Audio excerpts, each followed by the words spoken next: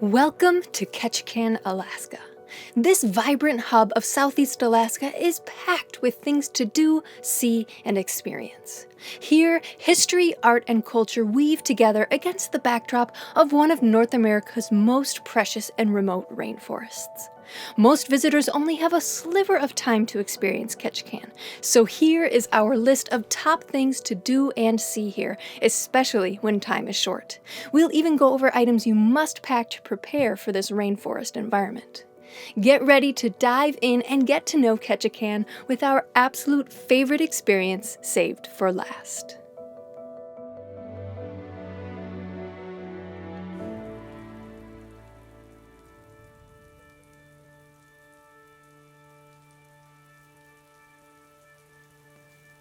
Ketchikan is located at the very bottom of Southeast Alaska, a region that extends 500 miles down the Pacific coastline.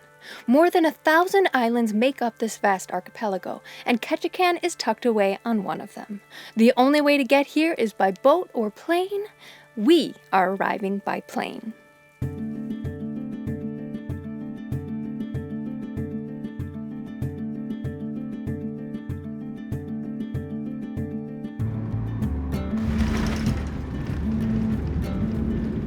Now this is interesting. The Ketchikan Airport is actually located on Gravina Island and requires a 5-minute ferry ride to town. Now how's that for an entrance to a remote coastal community?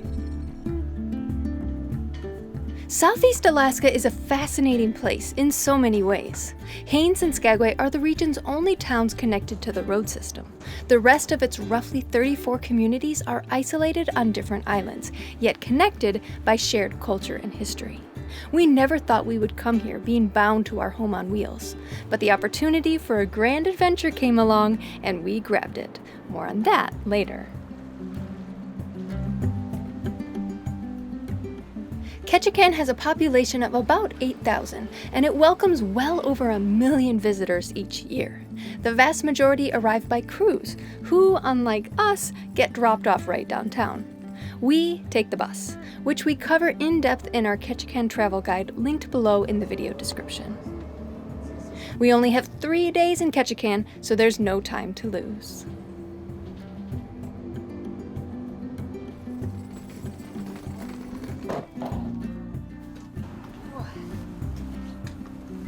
Cute! So cute! Okay, so we're here. Let's leave our bags and go see Ketchikan. We begin with a place in town that cannot be missed, Creek Street. Listed on the National Register of Historic Places, Creek Street has, shall we say, a colorful past. From the early 1900s to the 50s, it was Ketchikan's red light district. Built on stilts over Ketchikan Creek, this bawdry district flourished with brothels and bars, especially during Prohibition. Bootleggers would wait until high tide and smuggle in contraband through trapdoors beneath the buildings. Today, Creek Street is still colorful, though perhaps a little less risque. Now these historic buildings are home to shops, galleries, and a glimpse into the past. The museum at Dolly's house puts a face and story to the lives of the women who worked the street. This was the home and place of business of Dolly Arthur, originally from Idaho, who worked here from 1919 until prostitution was banned in 1954. So we're here kind of an early evening between 6 and 7 p.m. and we are loving it because it's nice and quiet and the light is really even and smooth and the colors of this street are just popping. We're loving it. The waters of Ketchikan Creek rise and fall with the tide. We hear that harbor seals can sometimes be seen here at high tide. We wonder if we will be so lucky to see them. During the season, these waters teem with salmon. When are the salmon here? We're about to find out. As if to emphasize this shady past, the end of Creek Street meets Married Man's Trail, a route used by, well, men who didn't want it getting out where they were going on a Friday night. The trail creeps up and over the hillside behind Creek Street. It must have been a slippery, treacherous path back in the day, especially in the dark. Now we have a nice, easy boardwalk.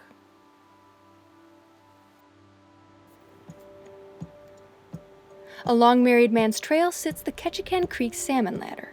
The observation platform can also be accessed from Park Avenue, so climbing the steep Married Man's Trail is not a requirement for catching this site. In late July through September, this ladder will be crowded with pink salmon, also called humpies. The occasional chum will also course its way through from July through August. We are here in the last week of May, so king salmon should just be starting to come in sometime soon. Kings will hit their stride in the second half of June and the first week of July. If you're curious about the life cycle of Pacific salmon, and you should be because it's really fascinating, you should definitely check out episode 17. Creek Street, Married Man's Trail, and the Salmon Ladder are actually all stops along Ketchikan's Salmon Walk, a 1.5-mile loop through town that follows the same route the salmon take as they swim up Ketchikan Creek to spawn. We'll return to the walk one more time as another of our must-see places sits right along this route. For now, we're hungry, so we're taking you to must-visit place number 7.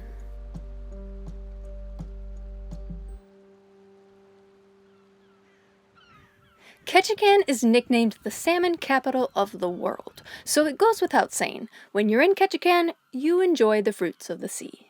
A great place to do just that is the Alaska Fish House. The atmosphere here is warm and homey. The menu is fairly priced considering it features salmon, cod, halibut, and crab. After a whole winter eating through our stores of salmon and halibut, we both opt in for a couple of cod dishes.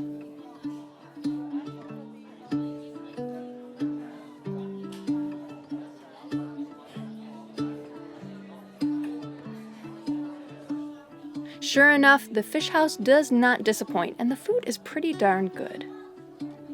We are pleasantly surprised to find that there is a viewing deck outside, looking out across the harbor and back towards Creek Street. It's a great spot to hang, enjoy a drink, and watch the cruise ships come and go.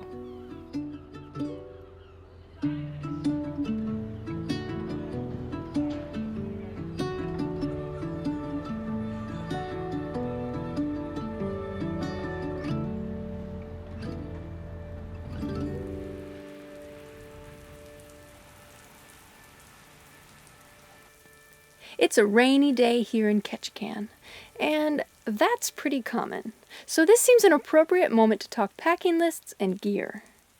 Ketchikan is nestled within a full-on rainforest. The area receives around 13 feet of rain per year.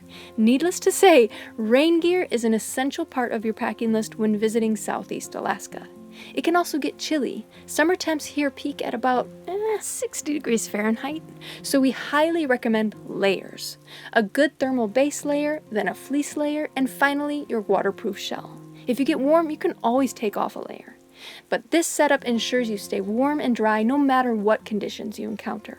It's also smart to pack waterproof hiking shoes, especially if you plan to hit any trails.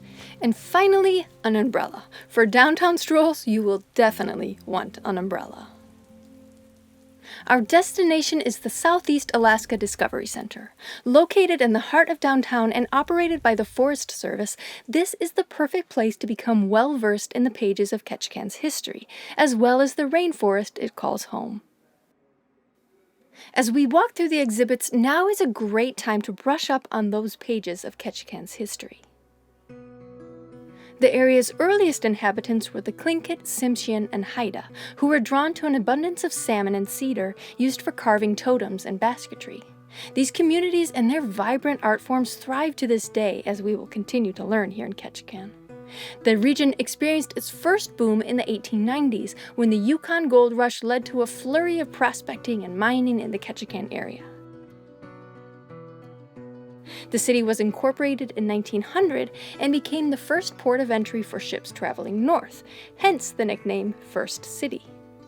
By the 1930s, mining was on the decline just as canneries were on the rise.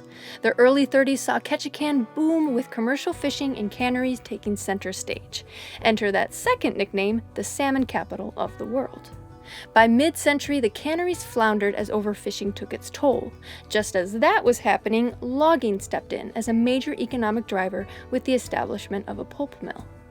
The mill closed in the 1990s, and since then, tourism, commercial fishing, and government services form the backbone of the town's economy.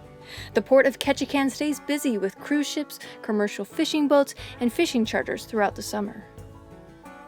And the headquarters of the Tongass National Forest is based in Ketchikan. As America's largest national forest of nearly 17 million acres, that's no roll to wave your finger at. Here at the Discovery Center, we learn more about the Tongass National Forest and the flora and fauna that call this rugged coastline home. Later in this video, we will venture into the rainforest ourselves, and we cannot be more excited.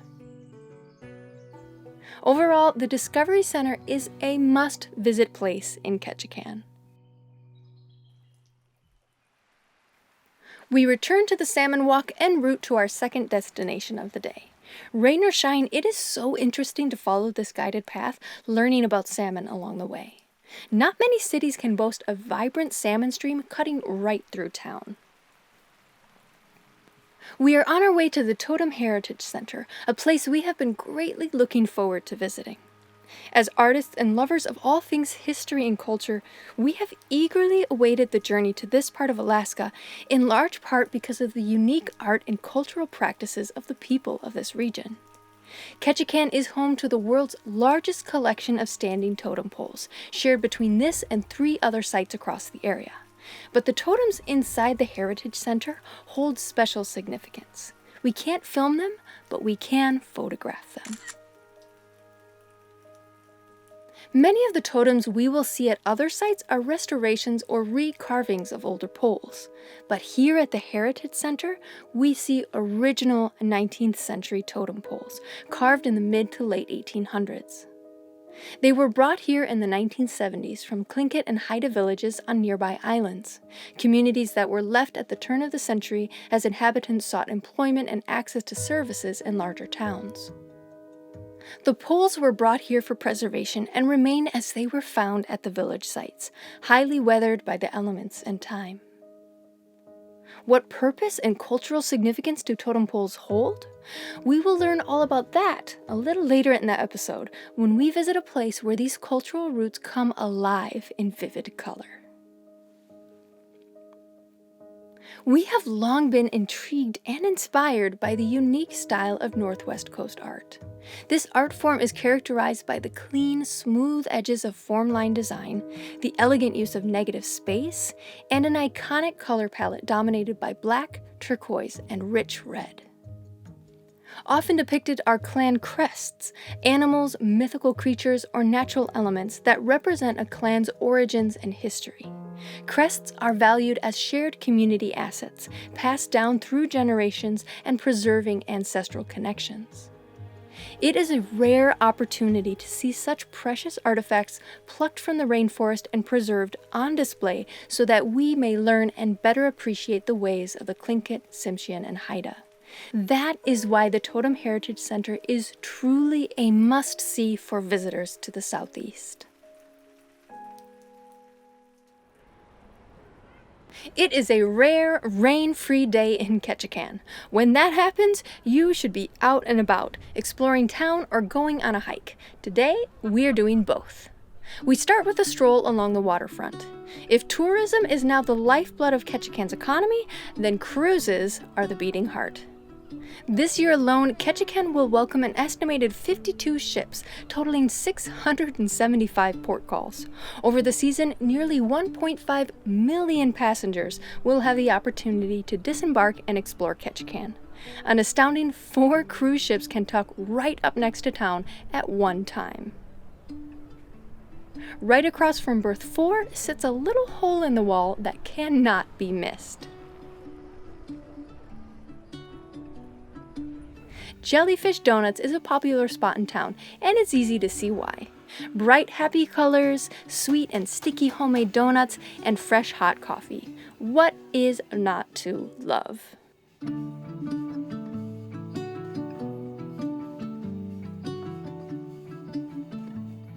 I got 1 salmon donut for Jose. All right. That looks great. Enjoy, sir. Look at that. Thank you. You're welcome. This is like my dream. Good job. I want a donut shop. Every single one of them looks amazing. Alright, here's a cranberry pie. You're welcome. Enjoy. Thank you.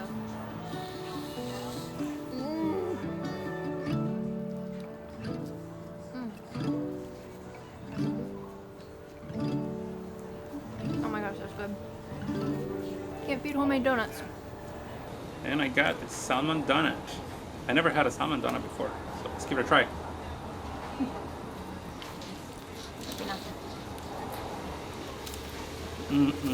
Now, this is my kind of donuts. Not very sweet. It has a delicious salmon flavor. Amazing. You want to give it a try? Sure. Wow. Really good, right? Actually, why is so popular? I don't really like sweets that much, so I usually don't really eat donuts, but I can eat this all day. Oh, good. I'm glad that you enjoy. And that's locally sourced salmon that's smoked up, whipped up with some cream cheese, herbs and spices, and topped with the scallion onions. Yummy. Amazing. We leave the waterfront behind to stroll further into downtown. It's high tide right now, and we want to see if there are any harbor seals gracing the waters along Creek Street.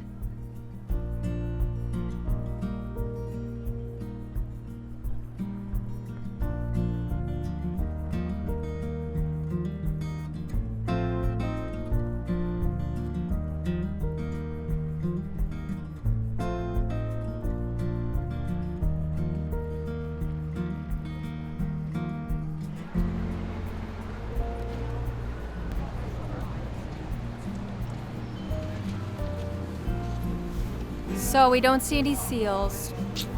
Maybe it's because the salmon aren't in yet? As long as we're in the area, we continue on Married Man's Trail, climbing all the way to the top. This is a little warm-up to the hike we are about to take you on, a hike which should be on every nature lover's must-do list in Ketchikan.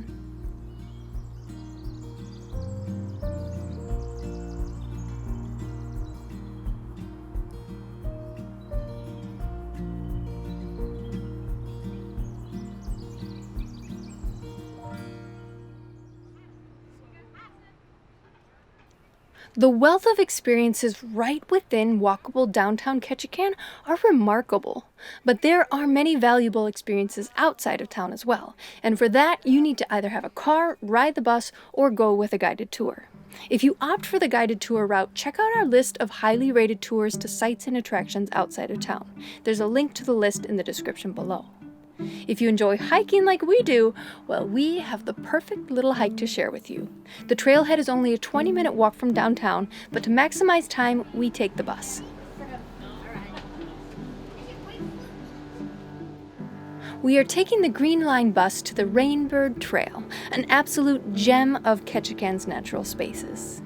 The Rainbird Trail has 3 access points. We are taking the middle one, right at the 3rd Avenue bypass and Rainbird Trail bus stop.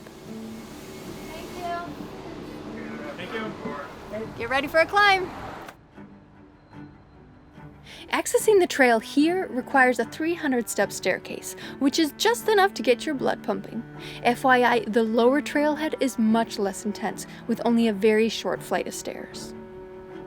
Rainbird Trail is one of the fastest ways to transport yourself from the bustle of Ketchikan to the rainforest. In no time, the sounds of the city fade into the background and the sounds of the forest take center stage. It's a remarkable change of pace and scenery. And just like that, we're in the rainforest. This is beautiful. I can't believe this is that close to town.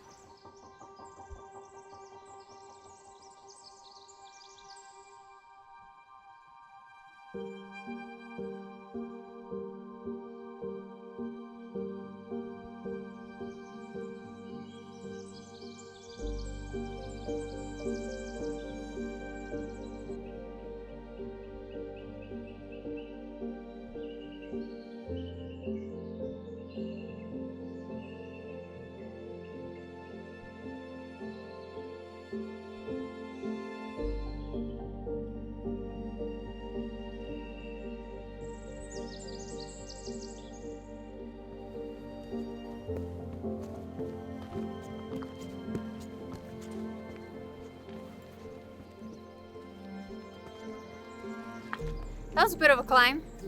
Beautiful, but it was a bit of a climb. And now they say the trail levels out and is more of a stroll through the forest. That direction is the south trail. That direction is the north trail, which apparently is closed right now for maintenance. So we'll be going that direction. The Rainbird Trail is about 1.3 miles in total, including both north and south sections. Perched just above town, it winds through the temperate rainforest that this region is so famous for. We are currently in the northern Pacific Alaskan coastal forest. This ecoregion sweeps along the coastline from here all the way past the Kenai Peninsula to Kodiak Island. These rich forests are a mecca of biodiversity. The Pacific Coastal Forest ecoregion encompasses the largest area of temperate rainforest in the world. It is one of North America's wildest and best protected regions, thanks in large part to the vast Tongass National Forest. Here we get just a little taste of the Tongass, and we can only imagine what it is like in the most remote stretches of this forest. This is a big tree.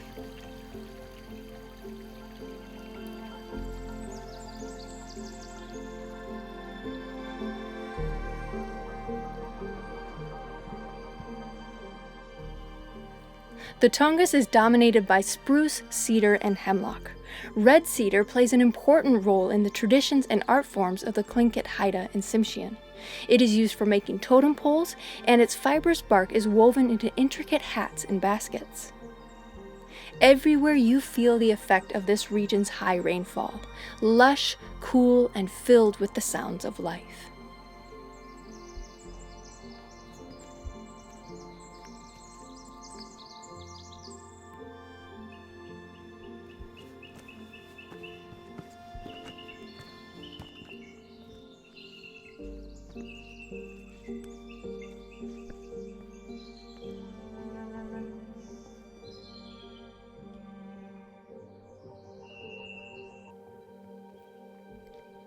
Just up from the South Access Trailhead, a viewpoint overlooks the city. It's a great spot to enjoy a bird's eye view of town, as well as the airport across the Tongass Narrows.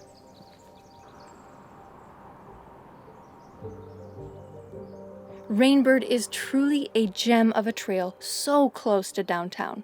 If you have the time, this is a definite must-visit spot.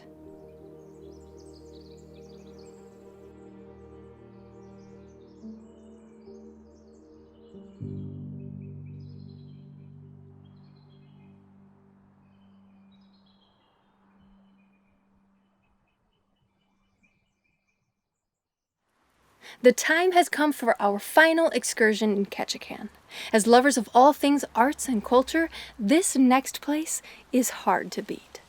For today's experience, we must join a tour. A guided tour is the only way to see a certain key event that we simply cannot miss. We are headed to Saxman Village, 2.5 miles south of Ketchikan on the Tongass Highway. Saxman was founded in 1894 by members of the Tlingit, Cape Fox, and Tongass villages. Seeking a school, church, and greater economic opportunities, the communities combined forces to settle here. By 1900, Saxman had a population of 142. Today, it has a population of around 400, and this one little place is a beating heart of culture and history within Southeast Alaska. The Totem Park of Saxman Village holds the world's single largest collection of standing totem poles. Contrary to what some may have believed in the past, totem poles are not religious objects of worship. Rather, they commemorate important events, individuals, and clan origin stories. They hold immense cultural value as they form a bridge to ancestral roots and shared identity.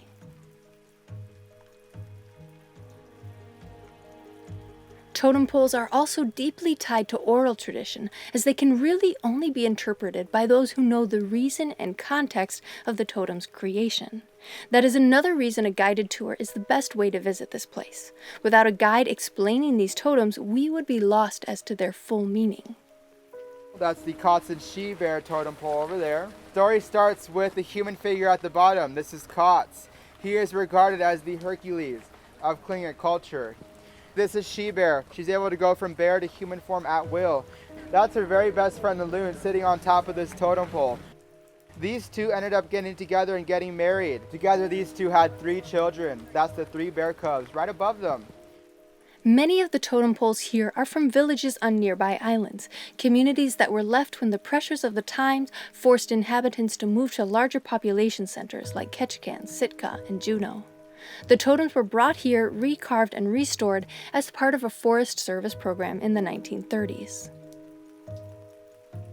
Here, we also get to visit the Saxman Beaver Clan House. In Tlingit culture, the clan house plays an important role as a social, ceremonial, and political center of a clan, representing the shared identity of family and connection to ancestors.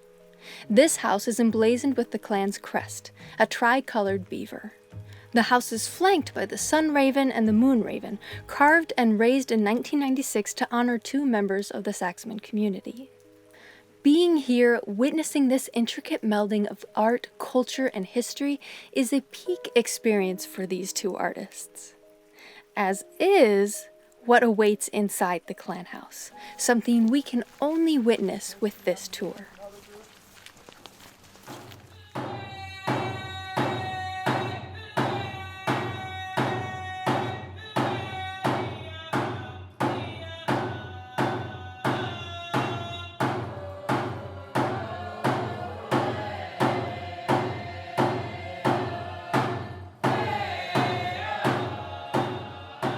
Almost every day in the on-season, the Cape Fox dancers give a performance at the Beaver Clan House in full regalia.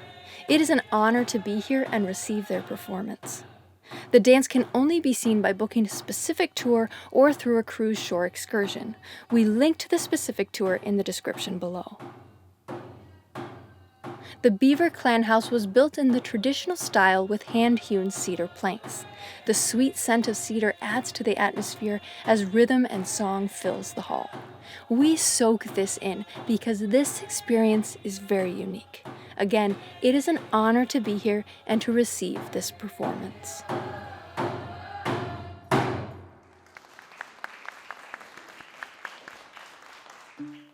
Here at Saxman, we also get to enter the park's carving studio and see many works in progress.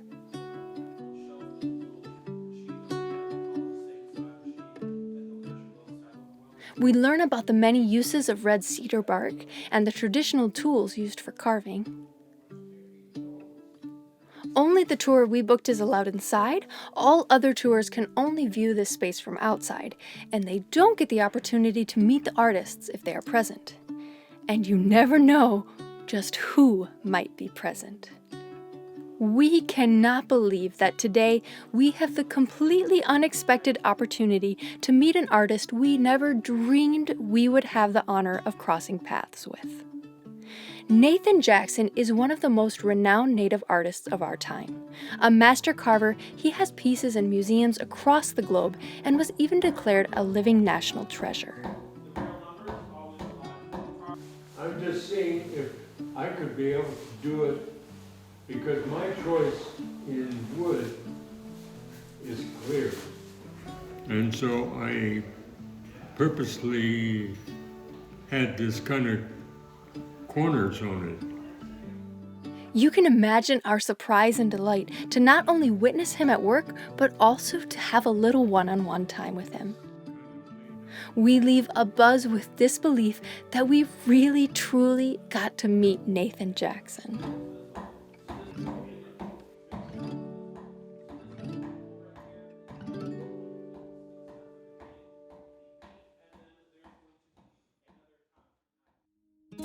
Three days in Ketchikan went by in a blaze. As we reflect on our time here, we are potently aware that 3 days is just long enough to appreciate the layers and depth this community holds in both its history and culture. As visitors, we catch just a glimpse, and for that glimpse, we are so grateful. What's next? Well, we will not be leaving Ketchikan by plane, but rather by ship.